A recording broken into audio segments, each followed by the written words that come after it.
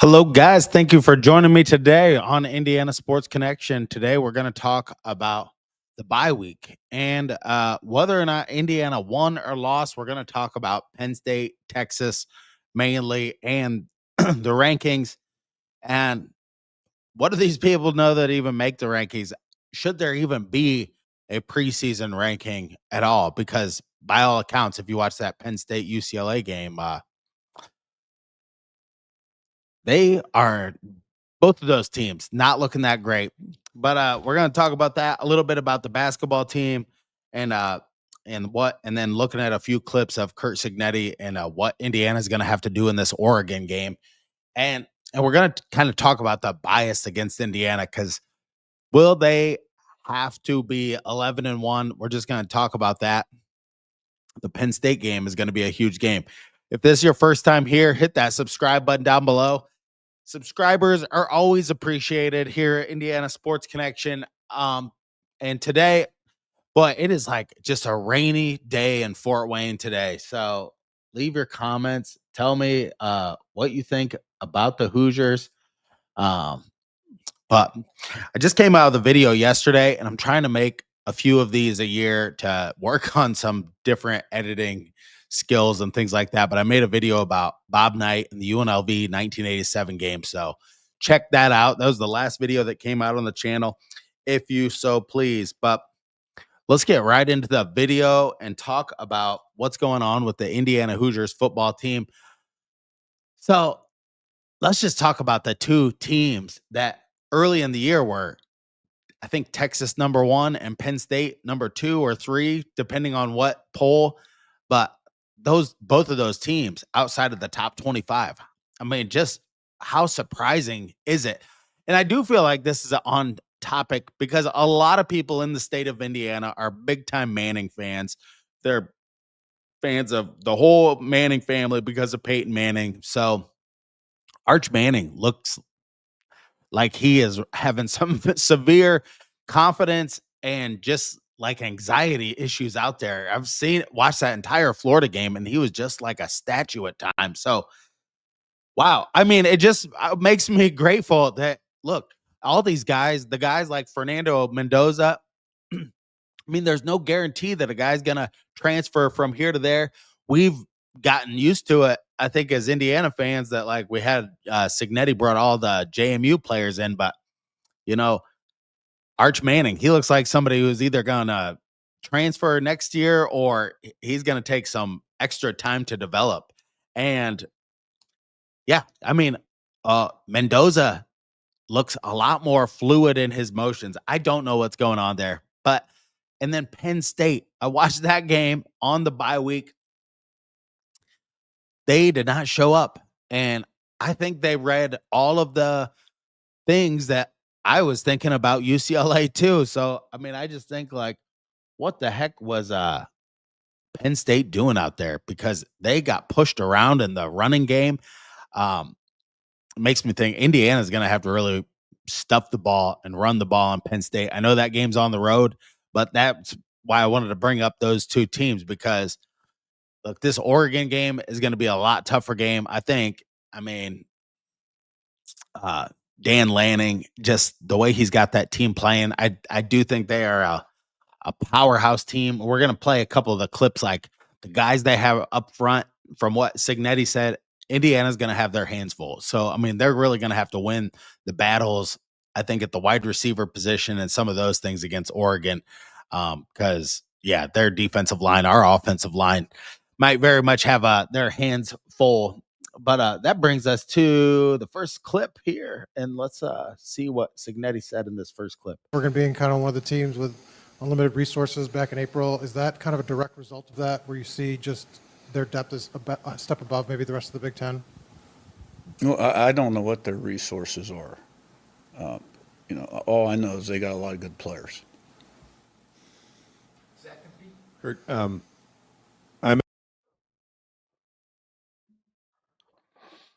All right.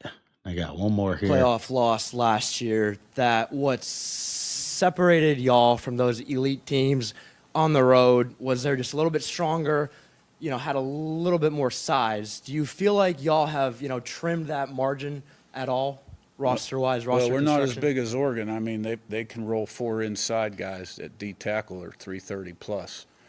I mean, they got big people in there. So I guess we're going to find out this week. But what I would say about Ohio State and Notre Dame, you can dwell on the line of scrimmage, but I don't think we won the battle at any position in those games. There we go. Yeah, that's what I wanted to get to. Yeah, they're rolling up defensive tackles 4 so they can rotate 2 other guys in, and they're all 330. That's what you need. Indiana's got like, one set of those guys, and even our main set, I think they're like 296. They're not in that category, Langford. I'll have to look that up. I'll be making a video later on Thursday or Friday about the Oregon game that's coming up. But you know, Indiana is going to I'm on the fence whether or not if they could lose to Penn State and Oregon. Losing to Penn State now might look like a worse loss than it did before. Now that Penn State's kind of like dropped the barrel here, losing to UCLA. So, and you just don't know. I mean, what's happening there? Are the wheels going to come off at Penn State? I don't think they will. They probably won't lose more than maybe one more game. Hopefully, they just lose the game to Indiana. But one other thing is look at Penn State's upcoming schedule before they play Indiana. I was looking at that earlier, and they have got a really tough schedule. So let me pull this up. I think they play 3 road games in all in sequence right before they play Indiana.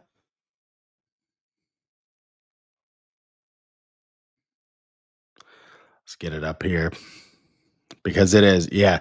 So yeah, they play Northwestern plays at Penn State coming up on October 11th. Then Penn State plays at Iowa. They play at Ohio State. And then they got Indiana at home. So they got 2 really tough road games before they play Indiana at home. I mean, that could be where Penn State's gonna probably be coming off a loss to Ohio State there. And after we played Iowa, that could be one where Penn State might have 2 losses where if they do have like 4 losses coming into that game, that's gonna be put Indiana in a really tough predicament because they're gonna be almost like playing spoiler at that point if they had, like, say they lose 1 or 2 more games, they may be totally out of it. They may be fighting for their life at that point. I mean, we're cashing a lot of chickens before they hatch, but this is going to be interesting how this plays out. But Indiana does have to take care of business against Oregon. They have to really play with them till the end. Can they do it? Signetti, this is another big game on a big stage. I mean, and seemingly Indiana football has these type of games all the time now. I mean, last year we had a lot of really pumped up games like the Nebraska game, and then we blew them out. Um, and then, Ohio State and Notre Dame, those 2 games. And look, Signetti said it in the press conference. I'm gonna play one more clip of him here, but we got handled by Ohio State and Notre Dame last year. The Notre Dame game, we kept the game close. But Indiana has to be able to handle this Oregon team up front, or else they will never, like, we're not in the running to win a national championship unless you get those kind of guys. Could it be possible? I mean, if you're rooting for a team, if you're rooting for it, why not? You have to think that you could possibly do it, or you could possibly get to that level. Here's the reason why I think it's possible, because Indiana has a huge donor base. They have a huge alumni base. They have a very beautiful campus, beautiful school, and I think they uh they attract a lot of the right type of people that end up being like high up business people around the state or around the country, and that's how Indiana has such high NIL resources and just all of the other their alumni base is so big because but it's like you don't have to have graduated from there to be an alumni on the alumni base or something like that. So, well, Yeah, it's one of those days where it is just rainy in Fort Wayne, no grass to mow, and I'm just like feeling under the weather today. But and ready to watch this Tigers game this afternoon. Are you watching playoff baseball? I get into it some. I'm happy to see the Yankees lose, and need to see the Tigers get one over the Mariners today. But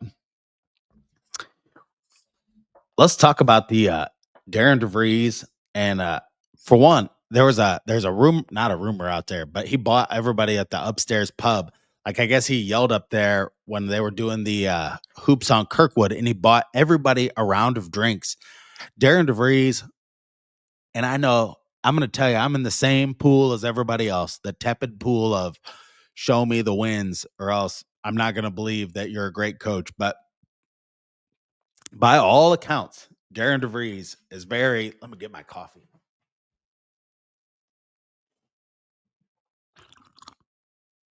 My throat is killing me. DeVries is doing everything he possibly can to get in the good graces of the Indiana Hoosier fans. So I love to see what he has done so far. The hoops on Kirkwood, I think, was just a good change of pace. I mean, it was more, I think, for young people. And there were a lot of people out there taking videos and stuff like that. People love events and things like that, especially free events these days. I mean, we have become a culture where it's like we only watch like sports together or do like events together, but people do not watch all the same shows or whatnot these days. It's very much people living in their silos. So that event, I think is great more for kids and students. And then the scrimmage they did the day after. We got I watched like all the clips from the scrimmage, and I have mixed uh feelings about the team. I could definitely see them struggling. And I hate to be like thinking but all these mid-major guys, it is tough. Tucker DeVries coming off an injury. One thing I think we know from the scrimmage, Lamar Wilkerson's going to score. Like that dude can really just like pour in some points. I think he scored 18 in that. Um, Wilkerson's going to be able to score. There's some of the other guys, and Conaway hit some threes in the scrimmage too. There are a lot of question marks on this basketball team. I'm going to tell you, I've tried to stay really positive since Mike Woodson's been gone, but I think he's going to be able to.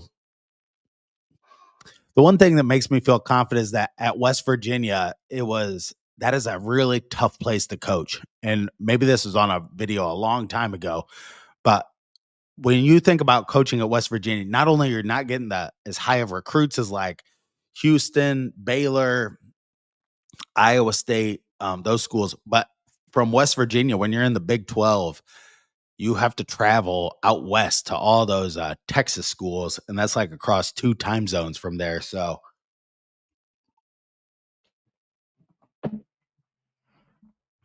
that could be killer.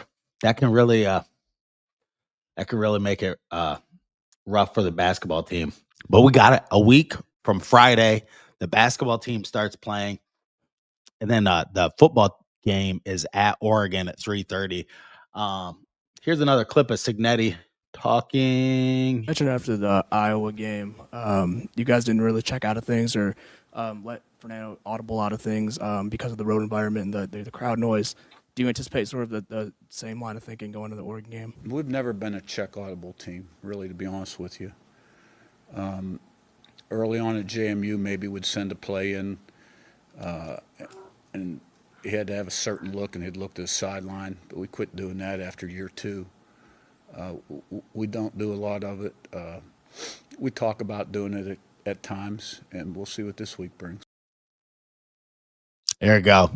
So yeah, I was curious about that. I thought that was a good question because, yeah, we had the when we had the offense with Michael Penix, where everybody just went up to the line, they clapped, and then looked to the sideline.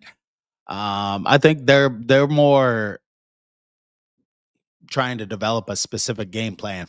that being said, look, the Iowa game was not great on offense, and that's one thing that's concerning. Yes, they won the Iowa game, but the passing game did not look great. It did not look as crisp as and Iowa did that to Indiana. So that's something to keep an eye on. Like, will Oregon be able to muddle the game up and make it hard for Indiana? Like at times I felt like Indiana could get a couple of first downs on Iowa, but they just could not string together. They couldn't get that big play. And Indiana does rely on turnovers on defense. I think they get a lot of tip passes. I don't think they do. I mean, they just lead and tip passes in the secondary. So could they get like turnovers against Oregon? That's going to be huge. And then I think Indiana's going to have to score some points. This is going to be like, to me, more of a whoop. Oh my gosh.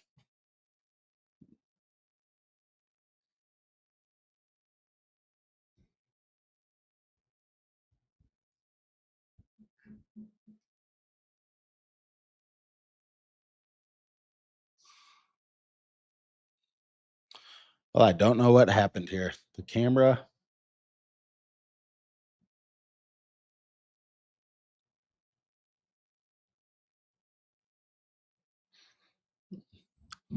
All right. Well, we're back on. I don't know what the camera was on over here the whole time. So I don't know. This computer. Oh, I am feeling under the weather. But the AP poll, IU moves up to number 7. I mean, it's unbelievable what Indiana has been able to do um, in the polls. I mean, the last 2 years, really record breaking in the polls. And they had a stint there with Tom Allen. I think they're really a team that maybe could be a team to beat. We'll see how the Oregon game goes. That's going to tell a lot of the tale of what the rest of the Indiana season is going to look like. And don't forget about, I mean, we got big games against Michigan State at home, and still play Purdue. So it's not just Penn State and Oregon. They're going to have some tough games in here as well. But we'll look at that more in depth, like the receivers of Oregon, their top players. I mean, their quarterback is playing lights out. He's just a real problem for everybody. So yeah, it's going to be, I can't wait for the game this weekend. And it's going to be huge for Indiana. If they can make their way. And I'm really looking forward to the basketball season. Thank you so much for joining me on this episode of Indiana Sports Connection. Until next time, stay classy out there, Hoosier fans.